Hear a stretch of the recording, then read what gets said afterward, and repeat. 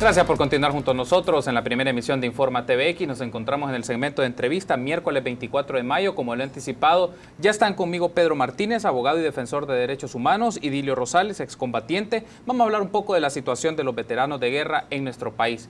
Bienvenido, Dilio, qué gusto que nos acompañe. Gracias por la invitación, un gusto a los amigos televidentes. Gracias a usted por estar con nosotros. Pedro, qué gusto volver a encontrarnos, bienvenido. Gracias, Carlos, muy amable, es un gusto estar acá de nuevo. Gracias por estar con nosotros en esta oportunidad y me gustaría que iniciemos la entrevista con esto, Dilio. Ya vamos a ver en unos minutos las condiciones de los veteranos de guerra y sobre todo la ley de beneficios que habla sobre los veteranos de guerra, pero en particular me gustaría tener su punto de vista sobre esto, ¿no? Han pasado 25 años después de varios puntos que se dieron en el conflicto armado y ahora excombatientes de la FMLN, pero también veteranos de las Fuerzas Armadas tienen un punto en común. En aquella época eran enemigos, eran parte de dos bandos distintos con puntos de vista, enfoques ideológicos y acciones distintas, pero 25 años después tienen puntos en común y me gustaría que hablemos un poco sobre eso. ¿Cómo se han gestado esos vínculos de organización entre combatientes, dadas las circunstancias y a pesar de la historia? Bueno, gracias.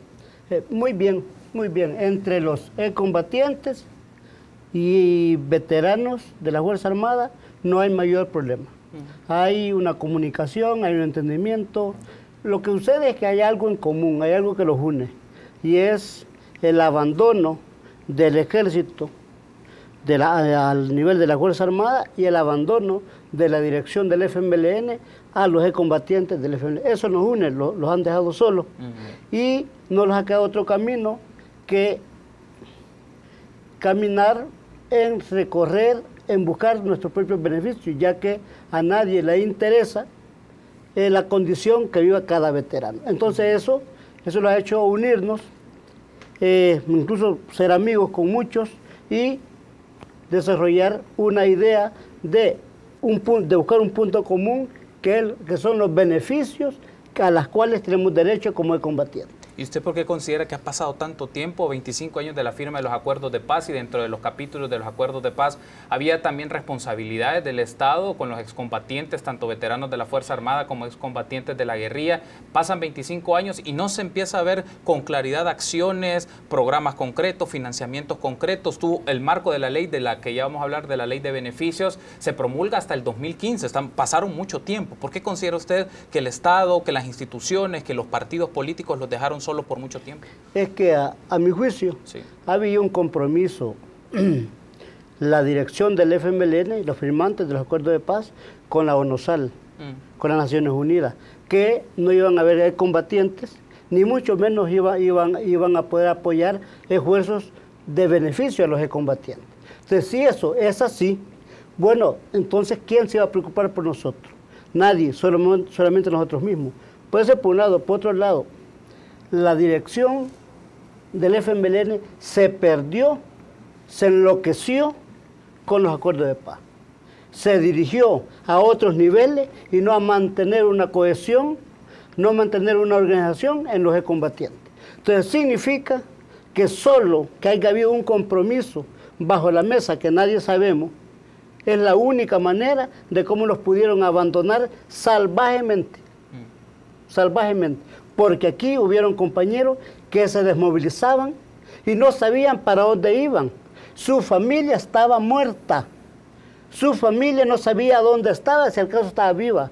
Y sin dinero para irse a un lugar. Entonces se sentía como rodeado, en el sentido no hallaba para dónde caminar. Entonces, desde ese punto de vista, eso se llama abandono. Y eso no es necesario analizar tanto, dar tantos análisis, si se trataba la lucha, cuál era lo fundamental. Luchar por los demás, luchar por los derechos de los demás. Y aquí los derechos de los demás quedaron pisoteados. A partir que se volvieron locos, cuando llegaron al poder, vieron los millones y patitas para donde se podía ir cada uno. Hubieron dos cosas que prácticamente no se dicen. Hubo un programa de beca para combatientes. Y lo que hicieron los comandantes fue dárselos a sus familias y no los combatientes en su mayoría. Y desde ahí uno comenzó a ver el abandono. Se los dieron a los amigos, se los dieron a gente que no anduvo. Y el programa tengo entendido que era para el combatiente. Ese es un factor. Otro factor, hubo un plan que nadie habla, hubo un plan que se llamaba 600 mandos que los organizaron y les dieron beneficio. No sé, yo le pregunto al pueblo salvadoreño, a los mismos de combatientes, ¿a dónde están los misiles que tuvo la guerrilla? Los SAM-7. ¿A dónde están? Tengo entendido que hubo una negociación con la Comandancia General y la vendieron. Pero no se los dieron a los licenciados de guerra. No se los dieron a los de silla de ruedas, a los ciegos, a los cutos. Se los dieron a este plan 600 para que no hubiera otra guerra. Me imagino que también hubo como otra especie de manga a la camisa como acuerdos entre las Naciones Unidas y ellos. Me imagino que ya no iba a haber guerra. Entonces, para que no hubiera descohesión en el mando y no que hubiera cohesión, vendieron los misiles y establecieron los diferentes rangos. A los tenientes les iban a dar un crédito para inserción de 30.000 a los tenientes, porque hubo grados militares en la guerrilla. Y les dieron también como 1.500 para capacitación, que iban a capacitarse un año. A los capitanes les dieron 40.000 en crédito. Y otro como 2.500 en capacitación mensual por un año. Y a los capitanes, de la misma manera, tengo entendido, 50.000 para crédito. Y así, y a los comandantes 60.000. Entonces hubo toda una escalonada. Una distribución, una jerarquía. Para consolidar. Para consolidar los mandos, porque ahí estaban los tenientes, los jefes de tropa. Entonces ahí estaban. Entonces desde ese punto de vista, y también hubo, aparte de esto, que era para inserción, también hubo dinero en créditos, que tengo entendido que al final no pagaron ni uno ni el otro, para vivienda, también para los mandos medios, para los tenientes y hasta comandantes. Entonces al final los excombatientes siempre quedamos en el abandono y a nadie le importó. Ya nos has hecho una mención, Dilio, sobre programas o acciones que se pudieron haber generado desde la guerrilla, desde el FMLN. Quiero llevar esto a una pregunta un poco mayor, Pedro, es las responsabilidades del Estado con respecto a excombatientes, tanto de la guerrilla como de la Fuerza Armada, desde la lectura de los derechos. ¿Cómo podemos ver este punto? Bueno, es importante, Carlos, que cuando se dan los acuerdos de paz, el proceso de reinserción a la sociedad de todos los excombatientes y veteranos era algo que no podía descuidarse en ningún momento. Eso es bien importante, es fundamental. Ahora bien, ellos han venido luchando desde hace años para tener las condiciones mínimas necesarias para poder reinsertarse y para poder ser útiles en la sociedad. Esa lucha de tantos años los ha llevado finalmente a que se lograra que aprobaran la ley de beneficios para veteranos y excombatientes de guerra. Eso se aprobó el 15 de noviembre de 2015. El 19 de diciembre estaba entrando en vigencia la ley.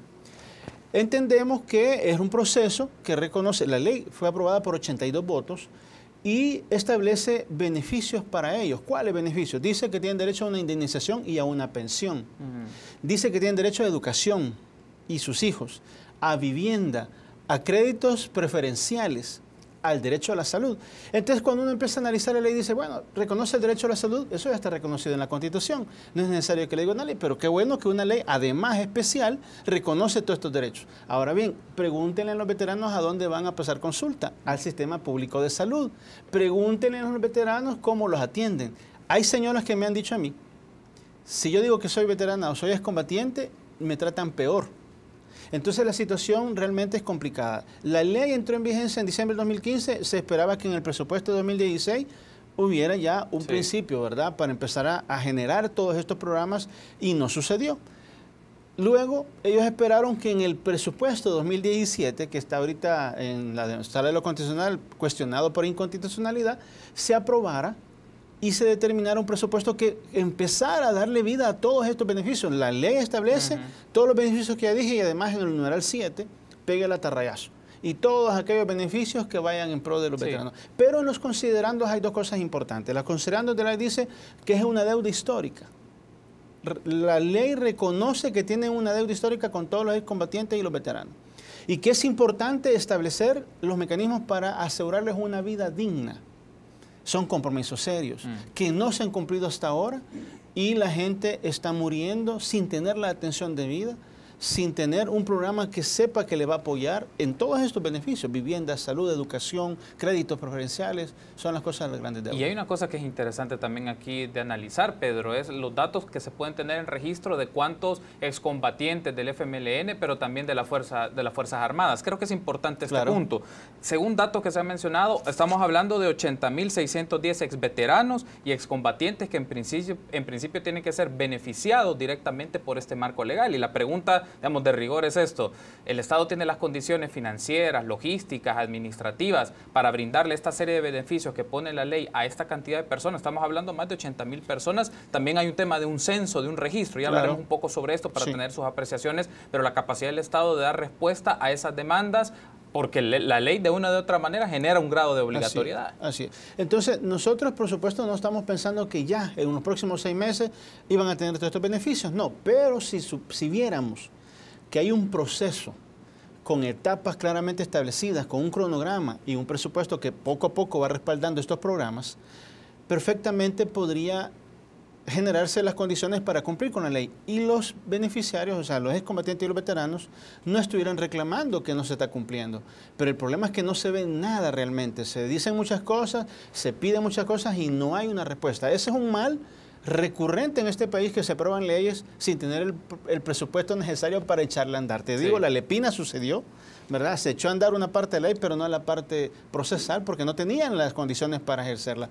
Y entonces nosotros en ese sentido, pues Dilio junto con los veteranos de guerra y los excombatientes nos buscaron para asesorarles. Empezamos a revisar la ley y nos dimos cuenta que hay una grave omisión de parte del Estado en cumplir con sus obligaciones.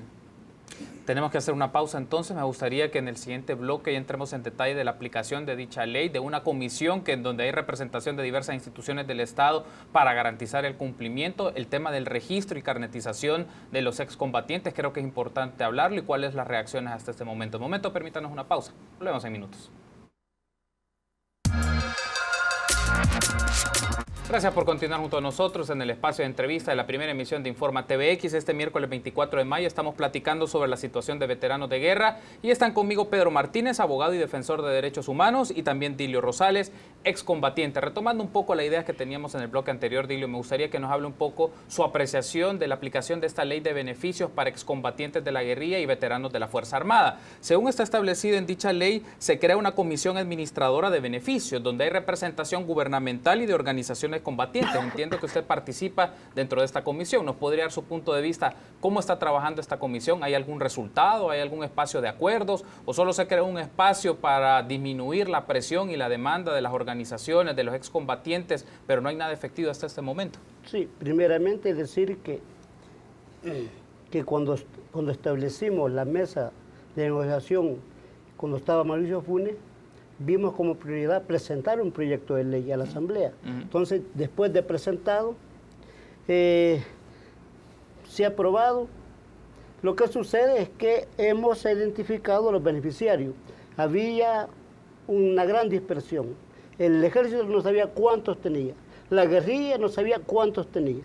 El censo determinó que a nivel del FMLN se han hecho 3 censos. Y se ha determinado 32.000 personas censadas, hombres y mujeres.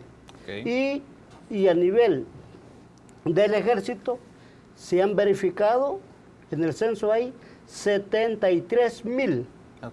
Lo que sucede es que han depurado, que no sabemos por qué, a 17.000. Solamente han dejado 45.000. Entonces, eso se lo deben de preguntar al Estado Mayor.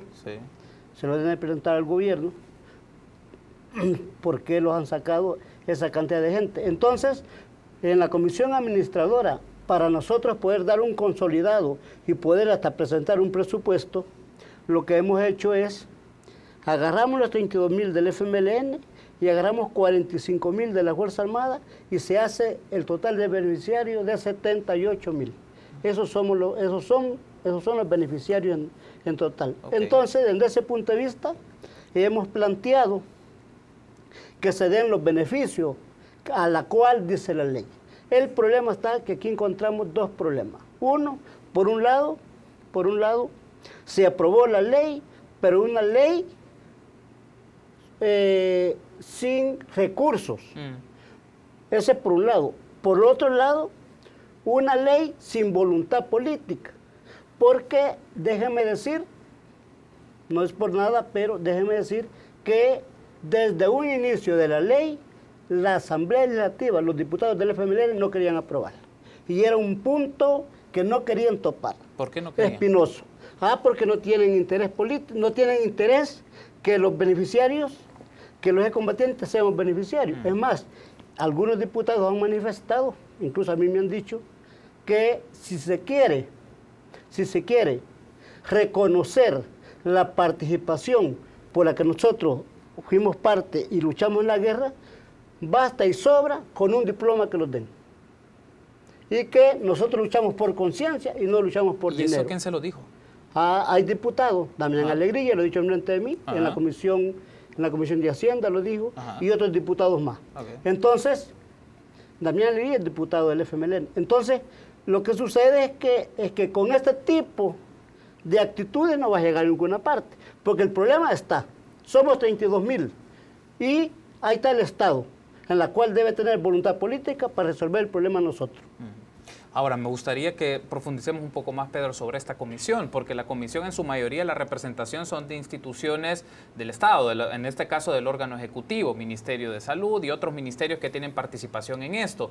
Pero también me gustaría ver la representación de las organizaciones, ya Dilio nos ha dado su punto de vista, cómo lograr algunos acuerdos o consensos, porque queda la interpretación de, a veces es peor no tener una ley, pero lo peor en este escenario es tener una ley que no tenga garantías de nada, y pareciera ser este el caso, pero me gustaría tener su apreciación sobre esto, del grado de representación y negociación que se puede dar en esta instancia y lograr algún tipo de objetivos y reivindicaciones que tienen los veteranos de la Fuerza Armada y excombatientes de la guerrilla como punto en común. Claro, mira, la comisión administradora es la encargada de desarrollar todos los efectos de la ley, darle una forma, establecer un cronograma, hacer propuestas y hacer la solicitud del presupuesto también, o sea, empezar a negociar, empezar a generar, a hacer lobby para que el presupuesto que pueda hacer realidad las actividades y las condiciones que la misma ley establece. Por lo tanto, nosotros, para adelantarte algo, hemos presentado un amparo por la omisión de responsabilidades, del cumplimiento de las responsabilidades que la ley establece contra el ministro de Hacienda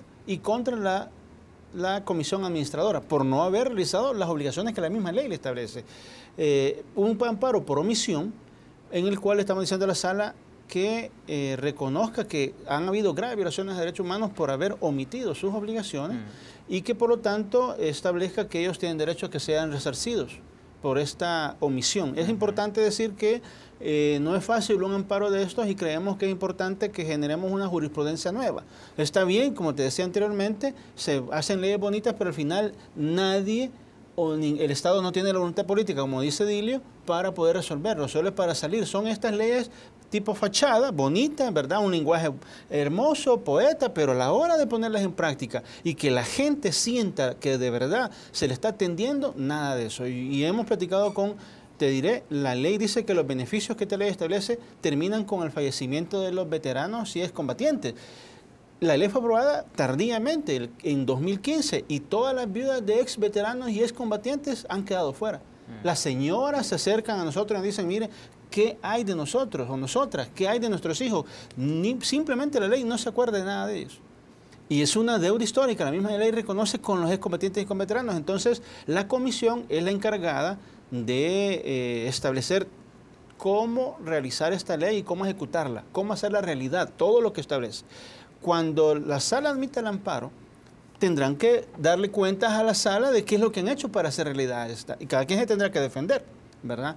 Pero no ha sido posible, realmente se han enfrascado en discusiones, el presupuesto que les han dado es un presupuesto risible, que todavía no saben ni en qué gastarlo. La gente va a los hospitales, al sistema público de salud y no encuentra medicina, no encuentra atención, y son gente veterana, gente que ya está muriendo, ¿verdad? Y creemos que quizás lo que están esperando es que toda esta gente se muera y se termine el problema. Entonces, no es ese el asunto, es cómo se hacen coordinaciones nuevas. Fíjate que en el amparo se plantea, por ejemplo, ¿por qué no se crea un hospital un especializado para atender excombatientes, veteranos de guerra, víctimas del conflicto armado, incluso podrían agregarse hasta pensionados. O sea, un hospital especializado en atender a este sector de la población vulnerable. Pero es que no hay ni siquiera esa voluntad, ese deseo, propuesta, algo que se vea realmente la intención de cumplir con la ley. Y aquí hay una cosa, Pedro, también, y me gustaría tener sus apreciaciones sobre esto. Me deja a mí la impresión que la única acción concreta, está el marco legal, ¿no? La aprobación que hizo la Asamblea Legislativa, pero era el tema de la carnetización, por un tema de tener un registro y en alguna medida ese registro pudiera dar las indicaciones con tener claridad quiénes son las personas para irle brindando estos beneficios que la ley establece. Pero, Pedro, es lo único entonces que hay, este ejercicio y proceso de carnetización, pero no podríamos hablar de algo en concreto como tal para los excombatientes y veteranos. Nada en concreto, es lo único que hay realmente hasta ahora. Podríamos empezar, como te digo, no es que se vaya a realizar todos los aspectos de la ley, porque es algo compleja, correcto. Se habla de tierras, viviendas, se habla de créditos preferenciales, salud, educación para los hijos, pero es que yo creo que con un poquito de imaginación, empecemos por salud, que es lo primordial. Empecemos por dos partes de esto para irlos desarrollando, pero es que no hacen nada. Entonces, ahí es donde creemos que el tema del dinero tampoco es tan cierto que no haya dinero.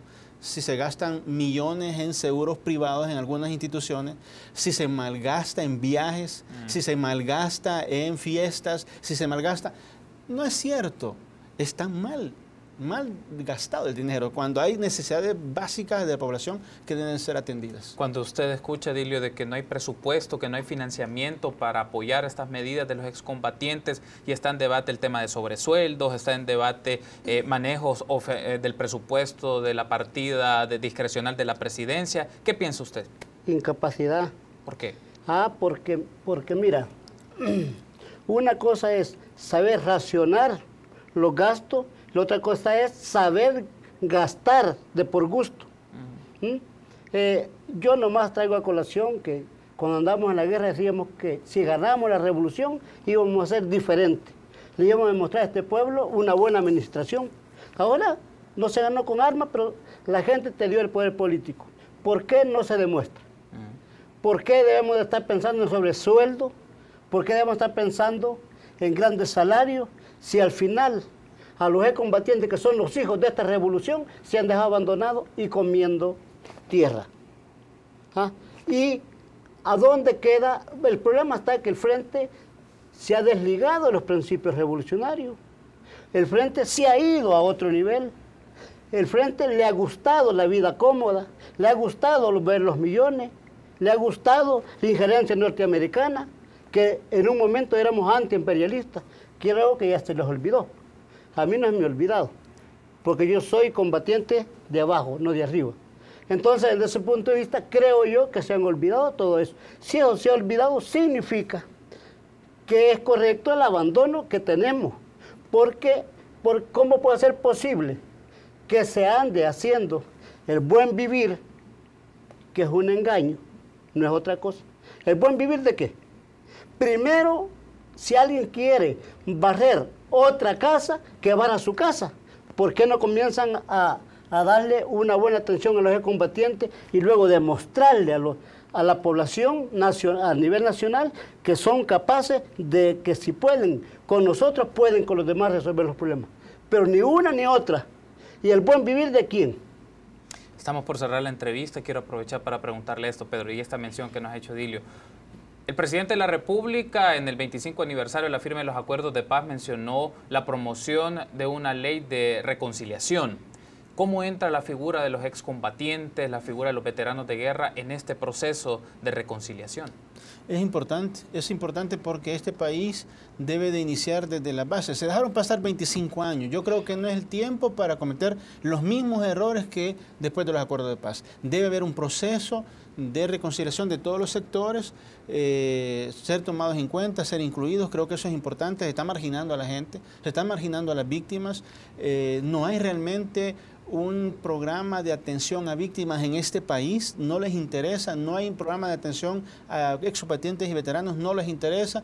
Realmente hay que comenzar por las bases y lo están haciendo simplemente como un maquillaje. Otra ley, fachada igual, que al final no va a resolver nada. Perfecto, quiero agradecerles por habernos acompañado. Pedro, ha sido un gusto. Gracias por haber estado con nosotros. Gracias, Dilio, por haber estado con nosotros. Amable. Gracias a ustedes por acompañarnos. En el espacio de entrevista estuvieron con nosotros Dilio Rosales, excombatiente, y Pedro Martínez, abogado y defensor de derechos humanos. Hablamos de la situación de veteranos de guerra. Permítanos una pausa. Volvemos en minutos.